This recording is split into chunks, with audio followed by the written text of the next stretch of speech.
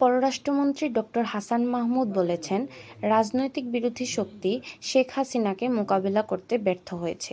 তারা ব্যর্থ হয়ে ষড়যন্ত্রের পথ বেছে নিয়েছে। নিজেদের আন্দোলন করার ক্ষমতা নেই, তাই কোটা আন্দোলনে ঢুকেছে। বাংলাদেশের জনগণ ষড়যন্ত্রকারীদের দাঁতভাঙা জবাব দেবে। শনিবার বগুড়া জেলা আওয়ামী লীগের উদ্যোগে শহীদ টিটু মিলনায়তনে প্লাটিনাম জয়ন্তী উদযাপন অনুষ্ঠানে তিনি এসব কথা বলেন। তিনি আরও বলেন, আমরা মানব উন্নয়ন সূচক, সামাজিক সূচক, অর্থনৈতিক সূচক, স্বাস্থ্য সূচক সহ সব সূচকে পাকিস্তানকে অতিক্রম করেছি। আমরা মাথাপিছু আয়ে ভারতকে অতিক্রম করেছি। আমি নেতাকর্মীদের বলবো, পরপর 4 বার রাষ্ট্রক্ষমতায় থাকার কারণে অনেকের মধ্যে আলস্য এসেছে।